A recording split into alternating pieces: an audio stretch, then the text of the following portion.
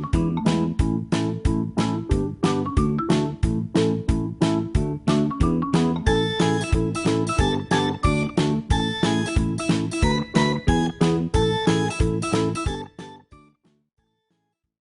கிறிஸ்துவின் இனி நாமத்தினாலும் இந்த புதிய ஆண்டிலே VBSக்கு வந்திருக்கிற எல்லா குட்டி பிள்ளைகளையும் எல்லா செல்லங்களையும் வாழ்த்துகிறேன், வரவேற்கிறேன். இந்த யூடியூப் மூலமா ஆங்காங்கு வீடுகளில் அமர்ந்து இந்த VBSல பங்கு கொள்ளுகிற உங்களை ஆண்டவர் ஆசீர்வதிப்பார். இந்த ஆண்டு நம்முடைய VBS தலைப்பு குணசாலி. சொல்லுங்களா, நீங்கள் எல்லாரும் நல்ல குணங்களை பெற்றுக்கொள்வதற்கு இந்த 7 நாள் உங்களுக்கு ஆசீர்வாதமா இருக்கும். இந்த VBS ஆண்டவர் ஆசீர்வதிக்கும்படி சின்ன ஜெபமனுமா. அன்புள்ள இயேசுப்பா, இந்த 7 நாட்களும் குணசாலி என்ற தலைப்புல கற்றுக்கொள்ள போகிற எல்லா பாடல்கள், பாடங்கள், கதைகள், பிள்ளைகள் எடுத்துக்கொள்கிற எல்லா முயற்சிகளையும் ஆண்டவர் ஆசீர்வதிங்கப்பா. இதற்காய் அயராது உழைக்கிற எல்லார் மேலும் கிருபையின் பிரசனை இறங்கட்டும். தினந்தோறும் கற்றுக்கொள்ளுகிற அந்த தலைப்புகள் இந்த பிள்ளைகளுடைய வாழ்க்கையில ஆசீர்வாதங்களை கொண்டு வரட்டும். ஆசீர்வதியும் இயேசு கிறிஸ்துவின் மூலம் ஜெபம் கேளும் அன்பின் பரலோக பிதாவே. கவனிங்க பிள்ளைகளா, இந்த முதல் நாள் நம்முடைய VBS தலைப்பு சாந்தமுள்ள குணசாலி. நீங்க உங்க வாழ்க்கையில எவ்வளவுக்கு எவ்வளவு பொறுமையா சாந்தமா இருக்கிறீங்களோ ஆண்டவர் உங்களை அவ்வளவு அதிகமாய் ஆசீர்வதிப்பார். இதை குறித்து ஒரு நல்ல பாட்டை கற்றுக்கொள்ள போகிறோம், கதைகளை கற்றுக்கொள்ள போகிறோம், நல்ல விளையாட்டு உங்களுக்கு உண்டு. ஆகவே சந்தோஷமா இருங்க, ஆண்டவர் உங்களை ஆசீர்வதிப்பார். God bless you. சாந்தமுள்ள தெய்வம் இயேசுதான், சாந்த குணம் தருபவர் அவரேதான்.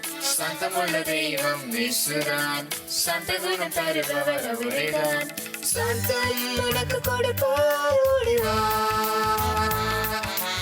அழைக்கிறார் இயேசு, ஓடிவா. சாந்தம் உனக்கு கொடுப்பார், ஓடிவா அழைக்கிறார் இயேசு. மாற்றுவார் இயேசு, மாற்றுவார், புதுசா உன்னை மாற்றுவார். மாற்றுவார் இயேசு, மாற்றுவார், புதுசா உன்னை மாற்றுவார். கோபம் இருந்தா நாசம்தான், சாந்தம் இருந்தா உயர்வுதான். கோபம் இருந்தா நாசம்தான், சாந்தம் இருந்தா உயர்வுதான். நற்குணமுள்ள நல்லவனேடா, பரலோகம் நிச்சயம் உனக்குதான். நற்குணமுள்ள நல்லவனேடா, பரலோகம் நிச்சயம் உனக்குதான். மாற்றுவார் இயேசு, மாற்றுவார், புதுசா உன்னை மாற்றுவார். மாற்றுவார் இயேசு, மாற்றுவார், புதுசா உன்னை மாற்றுவார்.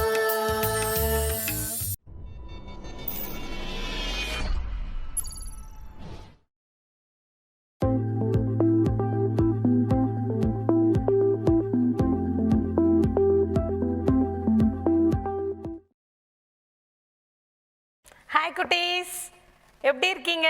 நல்லா இருக்கீங்களா? Welcome to VBS. இந்த பேண்டமிக் டைமில் நீங்கள்லாம் போர் அடிச்சுட்டு வீட்டில் இருக்கிற டைமில் காட் நம்மளுக்கு ஒரு புது ஆப்பர்ச்சுனிட்டி கொடுத்துருக்காரு. ஆன்லைன் மூலயமா, யூடியூப் மூலயமா நம்ம இந்த VBSஐ ஸ்டார்ட் பண்ண போகிறோம். இன்றைக்கி தான் ஃபர்ஸ்ட் டே. எல்லாருமே சந்தோஷமாக இருக்கீங்களா? இந்த VBSக்காக சந்தோஷமாக இருக்கிறவங்க எல்லாம் கை தூக்குங்க பார்க்கலாம். Very good. நிறைய பேர் சந்தோஷமாக இருக்கீங்க. உங்களை பார்த்தா எனக்கும் ரொம்ப சந்தோஷமாக இருக்குது. ஓகே, ஸோ ரொம்ப ஹாப்பியாக இருக்கீங்க நீங்கள். இந்த ஹாப்பி மூடோட நம்ம இந்த ஃபர்ஸ்ட் டே ஸ்டோரி செஷன் போகலாமா?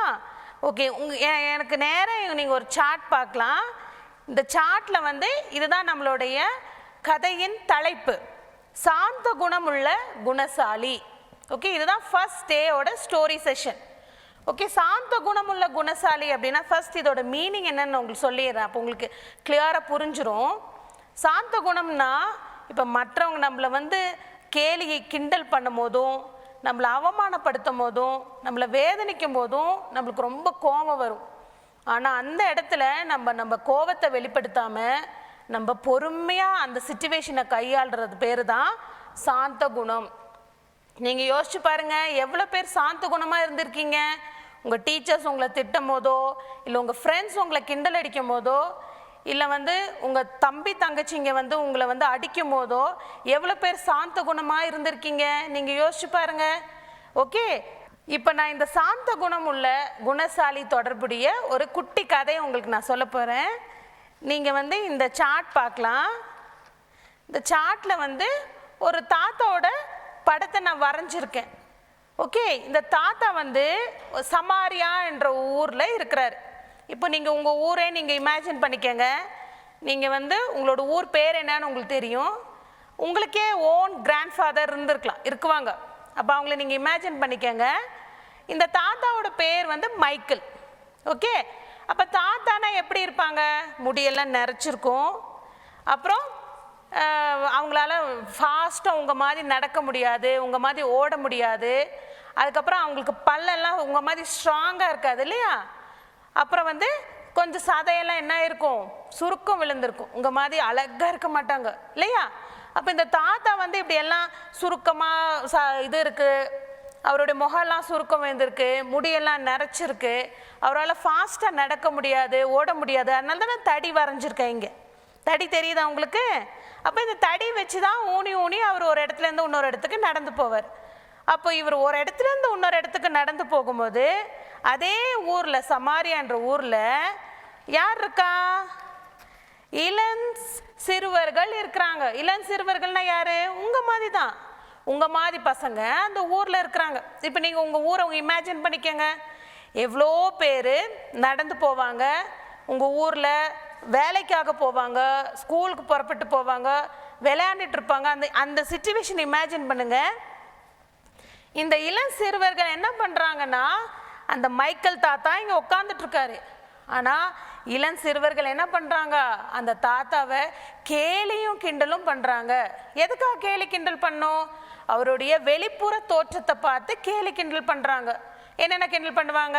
இந்த தாத்தாக்கு பல் இல்லை, தாத்தாக்கு முடியெல்லாம் நிறைச்சிருக்கு, இந்த தாத்தாக்கு வேகமாக நடக்க முடியாது அப்படின்னு கிண்டல் பண்ணும்போது எவ்வளோ பேர் சந்தோஷப்படுவீங்க? உங்களை கிண்டல் அடிக்கும் போது உங்களை வந்து ரொம்ப கருப்பாக இருக்க, நீ அசிங்கமாக இருக்க, நீ வந்து ரொம்ப ஹைட்டாக இருக்க, இல்லை நீ ரொம்ப குண்டாக இருக்க, அப்படி உங்கள் வெளிப்புற தோற்றத்தை கிண்டல் அடிக்கும் போது எவ்வளோ பேர் சந்தோஷப்படுவீங்க? யாருமே சந்தோஷப்பட மாட்டீங்க இல்லையா? அதே மாதிரி தான் இந்த மைக்கேல் தாத்தா ரொம்ப கவலைப்பட்டார். என்னை ஏன் இந்த சிறு பிள்ளைகள் வந்து இப்படி கிண்டல் அடிக்கிறாங்கன்னு இவர் அட்வைஸ் பண்ணுறாரு இந்த பசங்களை. தம்பிகளா, இப்படிலாம் நீங்கள் வந்து கிண்டலும் கேலியும் பண்ணக்கூடாது, அது நல்லதில்லை அப்படின்னு சொல்லும் போது இந்த பசங்க என்ன பண்ணுறாங்க, இப்படியெல்லாம் ஆக்ஷன் பண்ணுறாங்க. பார்க்குறீங்களா? என்ன அப்படின்னா என்ன அர்த்தம்? நான் கேட்க மாட்டேன், நான் என் இஷ்டப்படி தான் நடப்பேன் அப்படின்னு இந்த பசங்க சொல்கிறாங்க. நீங்கள் வந்து மற்றவங்களை கிண்டல் அடிக்கக்கூடாது அப்படின்றக்காக தான் இந்த கதையை நான் சொல்கிறேன். இப்போ அடுத்த சீன் என்ன நடக்குது? இப்போ வந்து அதே ஊரில் சமாரியான்ற ஊரில் யோவாப் என்ற ஒரு வாலிபன் இருக்கான். வாலிபன்னா எப்படி? ரொம்ப ஸ்ட்ராங், ரொம்ப பலசாலியான ஒரு வாலிபன்.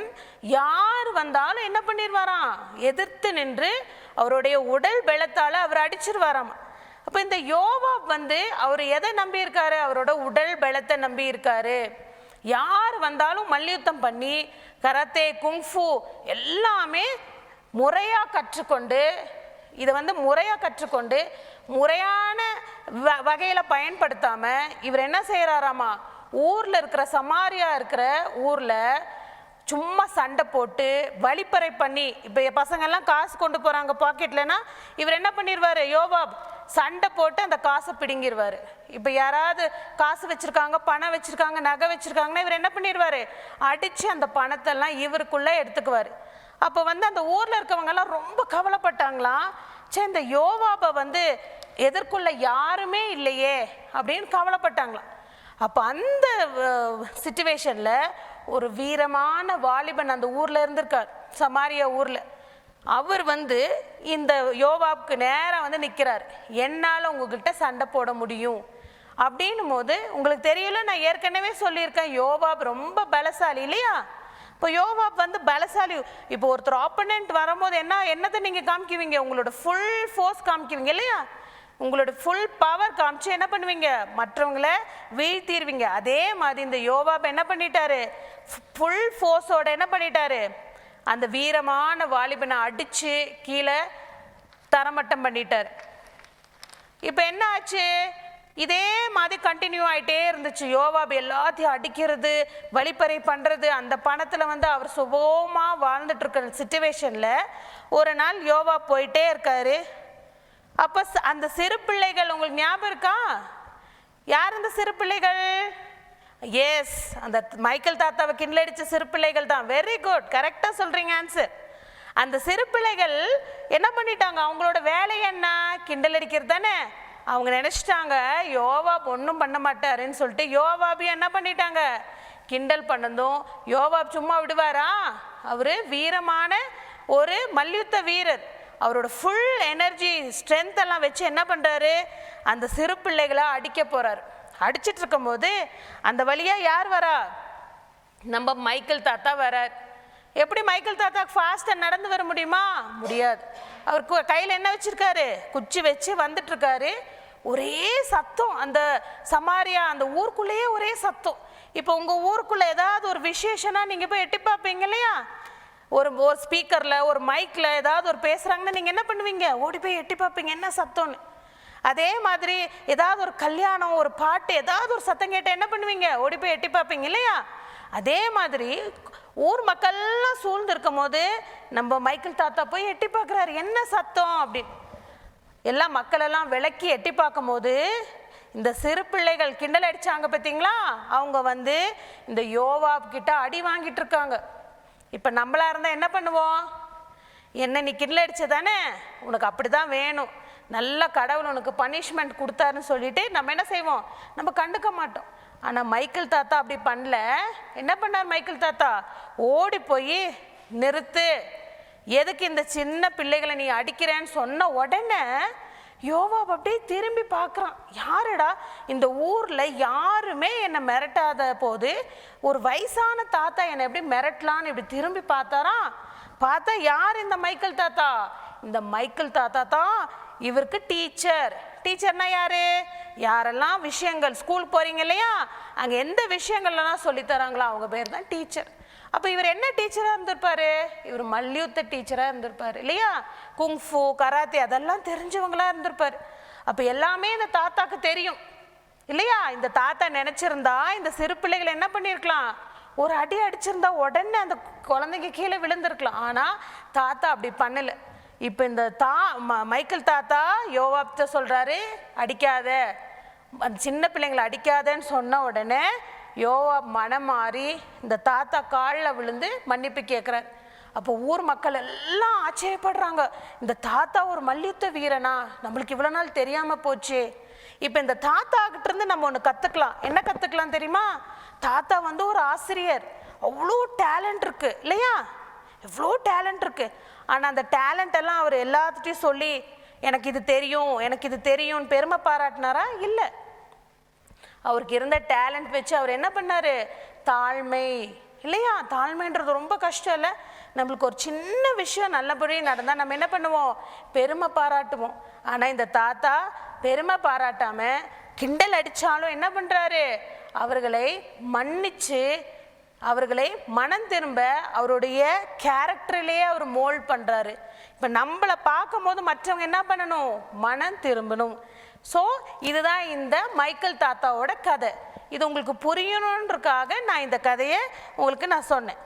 இப்போ இதே கதையை வச்சு நம்ம பைபிளில் வர நம்ம ஏசப்பாவை பற்றி பார்க்கலாம். ஏசப்பா உங்களுக்கு எல்லாருக்கும் தெரியும் இல்லையா? எவ்வளோ பேருக்கு ஏசப்பா தெரியும்? கை தூக்கங்க பார்க்கலாம். Yes, very good. எல்லாருக்கும் ஏசப்பாவை பற்றி தெரியுது. எவ்வளோ பேருக்கு ஏசப்பாவை பிடிக்கும்? எவ்வளோ பேருக்கு ஏசப்பாவை பிடிக்கும்? Very good. நிறைய பேர் 2 கை தூக்குறாங்க. Very good. ஏசப்பாவை ரொம்ப பிடிக்கும் இல்லையா? ஆனால் நம்மளுக்கு பிடிக்கும், நம்மளுக்கு தெரியும், ஆனால் அவர் படி மட்டும் நம்ம நடக்க மாட்டோம். கரெக்ட் தானே? ஸ்கூலில் வந்து பனிஷ்மெண்ட் லிஸ்ட்டு யார் இருப்பா? ஃபஸ்ட்டு பீட்டர்னு ஒருத்தர் இருப்பார், நல்லா ஞாபகம் வச்சுக்கோங்க இல்லையா? மேரின்னு ஒருத்தர் இருப்பாங்க, அவங்க தான் எங்கே நிற்பாங்க? பனிஷ்மெண்ட்டில் நிற்பாங்க. முருகன் பனிஷ்மெண்ட்டே வாங்க மாட்டார். கரெக்டா? சிவான்ற ஒரு பேர் வச்சிருக்கிறவர் பனிஷ்மெண்ட்டே வாங்க மாட்டார், நல்லா படிப்பார்.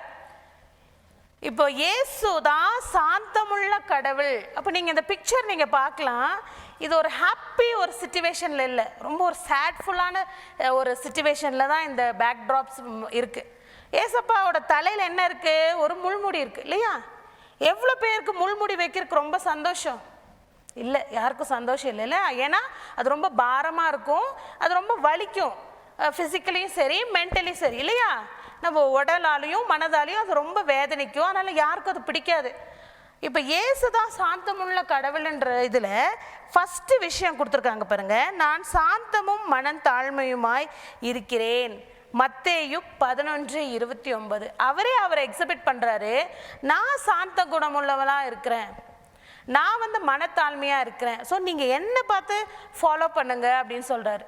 அப்போ எவ்வளோ பேர் இதை பற்றி ஃபாலோ பண்ணுவீங்க? இதுக்கப்புறம் இதுக்கு முன்னால் நீங்கள் வந்து சாந்த குணம் இல்லாமல் இருந்திருக்கலாம், இதுக்கு முன்னால் நீங்கள் வந்து மற்றவங்களை கிண்டல் அடிச்சிருக்கலாம், கேலி அடிச்சிருக்கலாம். ஆனால் இந்த VBS இந்த ஃபர்ஸ்ட் டே சாந்த குணமுள்ள குணசாலின்ற இந்த டாபிக், இந்த ஸ்டோரியை நீங்கள் கேட்கும் போது ஃபஸ்ட்டு வந்து நான் சாந்த குணமாக இருக்கிறேன், என்ன நீங்கள் பின்பற்றுங்கன்னு ஏசப்பா சொல்கிறாரு. செகண்ட் அவர் என்ன சொல்கிறார் பாருங்க, அவர் நெருக்கப்பட்டும் அவர் வாயை திறக்கவில்லை. ரொம்ப அவமானப்படுத்தியிருக்காங்க இல்லையா? முள்முடியெல்லாம் வைக்கும் போது இப்போ நம்ம மேலே, இப்போ எக்ஸாம்பிள் உங்கள் மேலே ஒரு முள்முடி எடுத்து வைக்கிறாங்க, நீங்கள் ஒத்துக்குவீங்களா? ஒத்துக்கவே மாட்டீங்கல்ல? என்ன சொல்வீங்க? என் மேலே போய் முள்முடி நீங்கள் வைக்க முடியுமா? நான் யார் தெரியுமா இல்லையா? உங்களோட ஃபேமிலி பேக்ரவுண்ட், உங்கள் அப்பா அம்மா, உங்களோட ஸ்டேட்டஸ் எல்லாமே நீங்கள் சொல்லுவீங்க. ஆனால் ஏசப்பா அந்த மாதிரி எதுவுமே சொல்ல, ஓகே நீங்கள் கிண்டல் அடித்தாலும் பரவாயில்ல, நீங்கள் கேலி பண்ணாலும் பரவாயில்லன்னு சொல்லிட்டு அவர் என்ன பண்ணாராம்? வாயை திறக்கவில்லை. தேர்ட் பாருங்க, அவருடைய முகத்தில் துப்பி கன்னத்தில் அறைந்து அவமானப்படுத்தினார்கள் இல்லையா? முகத்தில் வந்து காரி துப்பியிருக்காங்க இல்லையா? நம்ம முகத்தில் காரி துப்புனா நம்மளுக்கு உடனே கோபம் வந்துடும். ஆனால் ஏசப்பா அந்த இடத்துல கோபப்படலை, கன்னத்தில் அரைஞ்சாங்க இல்லையா? நம்மளை வந்து நம்ம கூட பிறந்தவங்களோ இல்லை அப்பா அம்மாவோ கன்னத்தில் அரைஞ்சாலே நம்மளுக்கு அப்படி ஒரு கோபம் வரும். ஆனால் அந்த நேரத்தில் கூட ஏசப்பா என்ன பண்ணாராம்? பொறுமையாக சாந்த குணமாக இருந்தாராம். அவமானப்படுத்தினார்கள். அவமானன்றது வந்து ஒரு பெரிய ஒரு சாப்டர் இல்லையா? நம்ம எல்லா விஷயத்துலையும் நம்ம அவமானப்பட்டிருப்போம் இல்லையா? கிளாஸில் நீங்கள் எடுத்துக்கோங்க, நீங்கள் ஹோம்ஒர்க் பண்ணல, எக்ஸாமில் கம்மி மார்க் வாங்கியிருப்பீங்க, உடனே எல்லாரும் ஃப்ரெண்ட்ஸ் எல்லாம் என்ன பண்ணுவாங்க? உங்களை அவமானப்படுத்துவாங்க. அந்த எக்ஸ்பீரியன்ஸ் உங்களுக்கு இருந்திருக்கா? எஸ், வெரி குட், நிறைய பேர் இருந்திருக்குன்னு சொல்கிறீங்க. அப்போ அந்த மாதிரி நேரத்துலையும் நம்ம மற்றவங்க மேலே நம்மளோட பகை உணர்வை காமிக்கக்கூடாது. நம்ம அந்த நேரத்தில் எப்படி இருக்கணும்? நம்ம சாந்த குணமுள்ளவங்களாக இருக்கணும். நீங்கள் இதை ட்ரை பண்ணி பாருங்களேன். இந்த VBS இந்த ஸ்டோரி செஷன் முடிஞ்சதுக்கப்புறம் மற்றவங்க நம்ம கன்னத்தில் அரைஞ்சும் நம்மளை அவமானப்படுத்தினாலும் நம்மளை வேதனைப்படுத்தினாலும் அவங்க மேலே நம்ம எப்படி இருந்திருக்கணும்? சாந்தமாக நீங்கள் ட்ரை பண்ணி பாருங்களேன். அப்போ ஏசப்பா பார்ப்பாரு, ஓ வெரி குட், என் மகன் இவ்வளோ வந்து ஃப்ரெண்ட்ஸ் எல்லாம் வந்து அவமானப்படுத்தியும் இந்த சிச்சுவேஷனில் அவமானத்தை ஏற்றுக்கொண்டு சாந்தமாக இருக்கிறாங்களேன்னு சொல்லிட்டு உங்களுக்கு நிறைய என்ன ஏசப்பா என்ன தருவார்? நிறைய ஞானம், பொக்கிஷம், நிறைய விலையேற பெற்ற முத்துக்களை உங்களுக்கு தருவார். சரியா? இப்போ இதுதான் நம்மளுடைய சாந்த குணமுள்ள குணசாலியோட கதை. அதோடைய வழிமுறையில் வர பைபிளில் வர ஏசப்பாவோட கதை. எவ்வளோ பேருக்கு புரிஞ்சிச்சு இந்த கதை? Okay, very good. எவ்வளோ பேர் சாந்த குணமோ இதுக்கப்புறம் நடப்பீங்க, பின்பற்றுவீங்க ஏசப்பாவை? வெரி குட், நிறைய பேர் கை தூக்கியிருக்கீங்க. Very good. இந்த மாதிரி சாந்த குணமாக நீங்கள் வந்து நடந்து பாருங்களேன். உங்கள் டீச்சர்ஸ், உங்கள் அம்மா அப்பா, உங்கள் அக்கா தம்பி, பக்கத்து வீட்டில் இருக்கவங்க எல்லாரும் ஆச்சரியப்படுவாங்க. இவ்வளோ நாள் இவன் எவ்வளோ கோவப்படுவான் இல்லை, எதிர்த்து பேசுவான், முறுமுறுக்குவான், அம்மா ஒரு வேலை செய்ய சொன்னால் கூட செய்ய மாட்டான். ஆனால் இப்போ வெரி குட், இந்த VBS இந்த கதை கேட்டு மாறிட்டானா? ஓகே, அந்த மாதிரி ஒரு விஷயங்களை நான் சீக்கிரத்தில் உங்கள் அம்மா அப்பாட்ட இருந்து நான் கேட்கணும். அப்படி நல்ல பிள்ளைகளாக இருக்கிறவங்களுக்கெல்லாம் நான் ஒரு கிஃப்ட் கண்டிப்பாக தரப்போகிறேன். எவ்வளோ பேர் கிஃப்ட் வேணும்? ஓ வெரி குட். அப்போது நிறைய பேர் கை தூக்குறீங்க கிஃப்ட் வேணும்னு. Okay okay. இந்த சாந்த குணமுள்ள குணசாலியோட மனப்பாட வசனம். ஓகே, உங்கள்கிட்ட ஒரு நோட்டோ ஒரு பென்சில் பென் எது இருந்தாலும் நீங்கள் என்ன பண்ணணும், எழுதி வச்சுக்கணும். ஓகே, மத்தேயு 5:5 என்ன வசனம்? மனப்பாட வசனம்.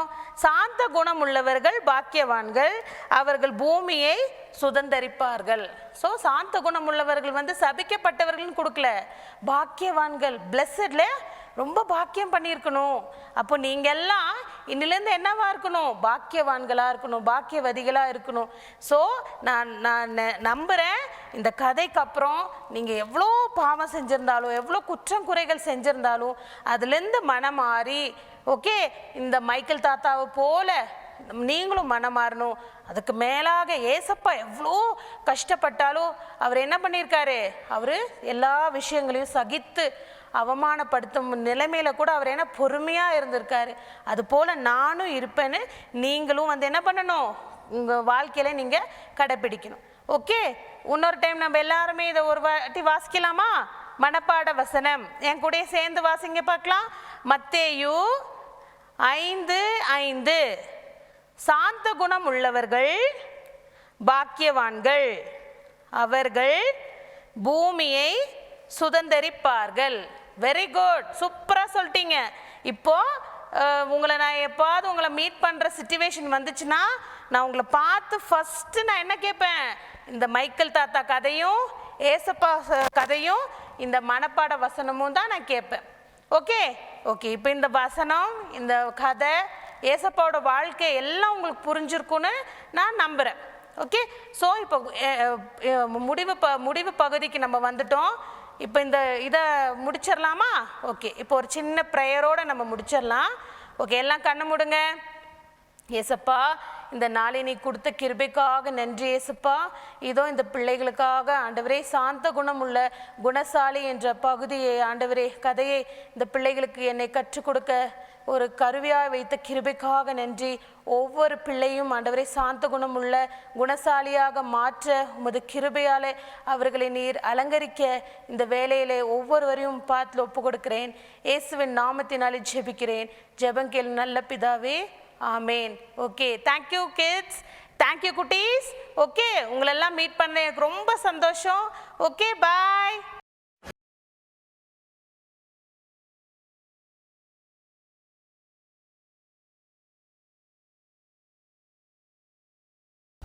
ஹாய் குட்டீஸ், வெல்கம் டு கேம் செஷன். இன்னைக்கு நம்ம விளையாட போறது கேட்ச் பிளாக். அது அப்படியே ஆப்போசிட்டா பண்ணணும். கேமோட ரூல்ஸை பார்க்கலாம். Volunteers,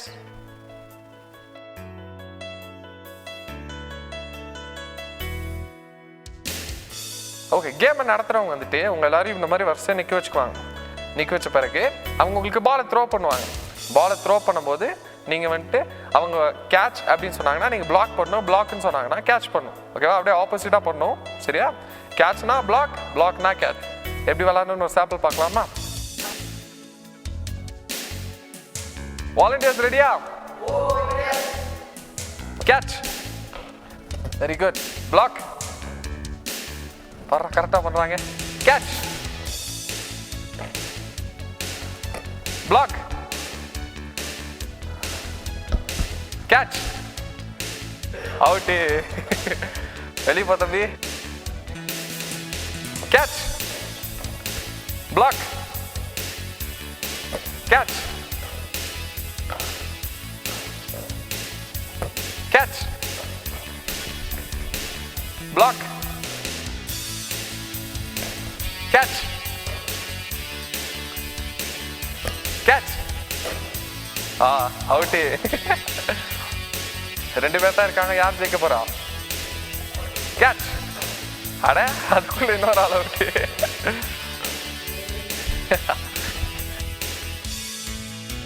winner winner chicken dinner. Game enjoy பண்ணிருப்பீங்கன்னு நினைக்கிறேன். நாளைக்கு இன்னும் எக்ஸைட்டிங்கான கேம் விளையாட விபிஎஸ்க்கு வாங்க. ஓகே, பாய். பாய்.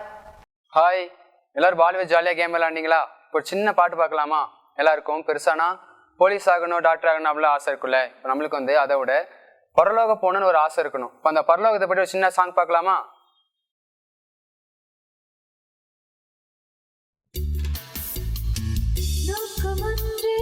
ஏக்கமொன்றே எண்ணமெல்லாம் ஒன்றே பரலோகம் மாத்திரமே என் லட்சியம். வேண்டாம் வேண்டாம் ஆசையெல்லாம் ஒன்று நித்திய கிரீடமே என் பரிசு. நோக்கமொன்றே ஏக்கமொன்றே எண்ணமெல்லாம் ஒன்று பரலோகம் மாத்திரமே என் லட்சியம். ட்ராஃபிஸ் வேண்டாம் மெடலும் வேண்டாம் ஆசையெல்லாம் ஒன்று நித்திய கிரீடமே என் பரிசு. காத்திருக்கிறேன் அவர் வருகைக்காகவே என்றும் வாழுவேன் அவரோடு கூடவே. காத்திருக்கிறேன் அவர் வருகைக்காகவே என்றும் வாழுவேன் அவரோடு கூடவே. நோக்கமொன்றே ஏக்கமொன்றே எண்ணமெல்லாம் ஒன்று பரலோகம் மாத்திரமே என் லட்சியம். ட்ராஃபிஸ் வேண்டாம் நடனம் வேண்டாம் ஆசையெல்லாம் ஒன்று நித்திய கிரீடமே என் பரிசு. நித்திய கிரீடமே என் பரிசு. ஃபஸ்ட்டு விபிஎஸ்ஸை ஜாலியாக என்ஜாய் பண்ணியிருப்பீங்க. இதே போல் நாளைக்கும் நல்ல விஷயங்களோட நிறைய ஆக்டிவிட்டிஸோட பார்க்கலாம். பாய்.